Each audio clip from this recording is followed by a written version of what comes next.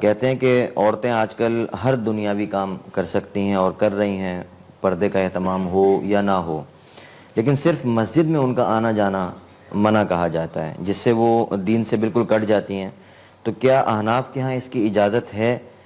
جبکہ عرب ممالک میں، انڈونیشیا وغیرہ میں دیکھا جاتا ہے کہ وہاں پہ عورتیں جو ہیں وہ مسجد میں آتی ہیں، ان کے لیے مسجد میں باقاعدہ سے جگہ بنائی جاتی ہے اور وہ مسجد میں آ کے نمازیں پڑھتی ہیں۔ تو کیا اس کی اجازت دی جا سکتی ہے کہ خواتین مسجد میں آ کر نماز اس پڑھیں؟ مسئلے کو میں تھوڑا سا تفصیل سے بتاتا ہوں۔ دلائل دونوں طرف ہیں۔ رسول اللہ صلی اللہ علیہ وسلم نے فرمایا، صحیح بخاری کی حدیث ہے، لا تمنعوا اماء اللہ من المساجد، کہ اللہ کی بندیوں کو مسجد میں آنے سے مت روکو۔ اس کے ساتھ ساتھ آپ صلی اللہ علیہ وسلم نے عورت کے لیے گھر میں نماز پڑھنا مسجد سے نماز پڑھنے کو بہرحال افضل قرار دی ہے۔ تو اس سے پتہ یہ چلا بخاری کی حدیث سے کہ عورت کے لیے مسجد میں آنا جائز ہے، مگر گھر کی نماز مسجد کی نماز سے بہرحال افضل ہے، اس کو اپریشیٹ نہیں کیا جائے گا مسجد میں آنے پر۔ پہلی بات تو یہ ہوئی۔ اسی حدیث کی بنیاد پر جمہور علماء کا مذہب یہی ہے کہ عورت ہر نماز کے لیے مسجد میں آ سکتی ہے، اور امام ابو حنیفہ رحمہ اللہ تعالیٰ کی رائے یہ ہے کہ عورت کو فساد زمان کی وجہ سے، یعنی زمانہ چونکہ چینج ہو گیا، اس بیس پر عورت کو مسجد میں آنے سے روک دیا جائے گا۔ اور یہ روکنا بھی قرآن و سنت کی مخالفت نہیں ہے، بلکہ وہ یہ کہتے ہیں کہ بھئی ایک حدیث میں اجازت مل رہی ہے، لیکن وہ جن شرطوں کے ساتھ اجازت مل رہی ہے وہ شرطیں مفقود ہیں، خواتین ان کی پابندی نہیں کرتی، اور وہ صحابہ جیسا دور نہیں ہے کہ لوگ عورت کی یعنی اس کے احترام کا خیال کرتے ہیں، اور یہ سب چیزیں جو آج کل معاشرے میں بدنظری وغیرہ پھیل گئی ہے۔ تو اور امام حنیفہ رحمہ اللہ تعالیٰ کی یہ رائے حضرت عائشہ رضی اللہ تعالیٰ عنہا کی بھی یہی رائے تھی۔ صحیح بخاری میں حضرت عائشہ رضی اللہ تعالیٰ عنہا کا قول ہے، لو کان النبی رأى ما رأینا لمنع نساءنا کما منعت نساء بنی اسرائیل۔ حضرت عائشہ فرماتی ہیں کہ اگر نبی ہمارے زمانے کی خواتین کو دیکھ لیتے تو عورت کو مسجد میں آنے پر پابندی لگا دیتے، جیسے کہ بنی اسرائیل کی خواتین پر پابندی لگا دی گئی تھی۔ تو آپ سوچئے کہ حضرت عائشہ رضی اللہ تعالی عنہا اپنے زمانے کی خواتین کے بارے میں کہہ رہی ہیں کہ ان کے حالات اگر نبی دیکھتے تو مسجد میں نہ آنے دیتے۔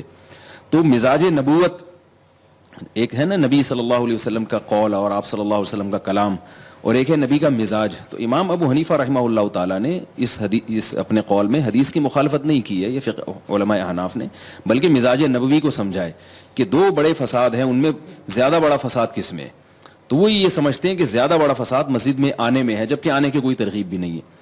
تو یہ تو اصل مسئلہ ہے، اصل جو فقہ حنفی ہے اس کی روح سے مسجد میں عورت کو آنے پر پابندی، اور صدیوں سے پابندی چلی آ رہی ہے کہ فساد ہوگا۔ لیکن اس بارے میں میری ایک ذاتی رائے ہے جو میں فتوی کے طور پر نہیں پیش کر رہا، صرف اس لیے کہ اس اہل علم اس پر غور کریں گے۔ فتویٰ تو یہاں سے جو جامعۃ الرشید سے ریٹن میں جائے گا وہی ہوگا۔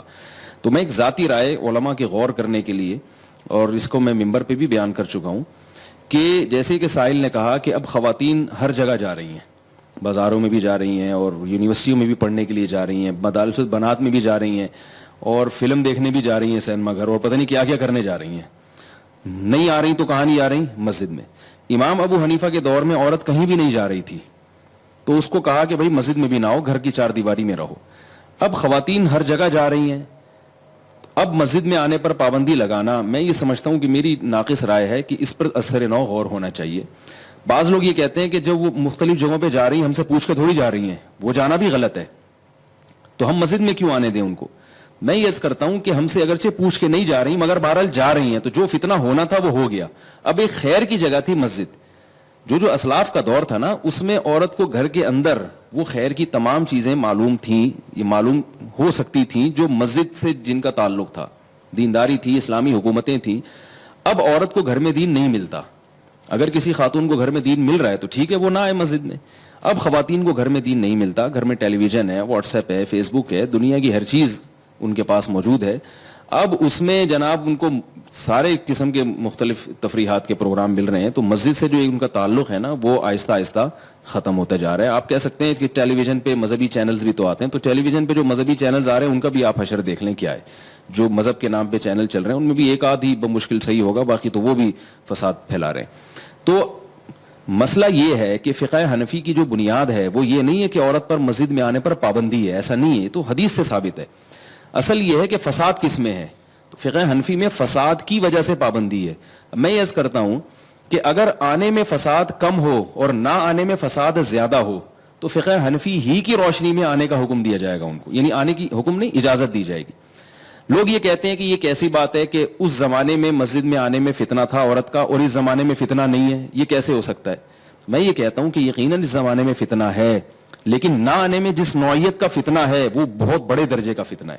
وہ کیا ہے کہ خواتین کا اسلام سے رشتہ آہستہ آہستہ کمزور ہو رہا ہے.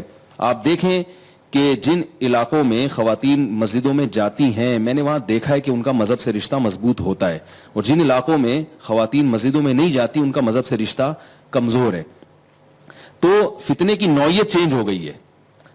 بے پردگی کا فتنہ تو آج بھی اس کا خطرہ ہے, لیکن نوعیت کیا ہے کہ نہیں آئیں گی تو اسلام سے ہی دور ہو جائیں گی. تو اس لیے میں یہ سمجھتا ہوں کہ جیسے ہم یہ دلیل دیتے ہیں کہ حضرت عائشہ فرماتی ہیں کہ نبی اگر ہمارے زمانے کی عورتوں کو دیکھتے تو آنے کی پابندی لگا دیتے, تو جب نبی کے قول میں تعویل کی جا سکتی ہے حضرت عائشہ کے اس دلیل کی بیس پر, تو امام ابو حنیفہ کے قول میں بھی تعویل کی جا سکتی ہے کہ لو کان ابو حنیفہ رأى ما رأینا لاجاز نساءنا, اگر ابو حنیفہ ہمارے زمانے کے حالات کو دیکھتے تو یقیناً عورت کو مسجد میں آنے کی اجازت دیتے.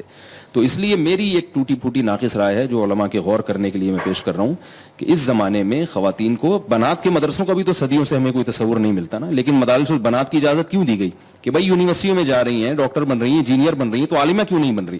جبکہ صدیوں میں لڑکیوں کے مدارس کا آپ کو اسلامی تاریخ میں کوئی تصور نہیں ملے گا. تو وہ کس بیس پر ہم نے اس کی اجازت دی ہے؟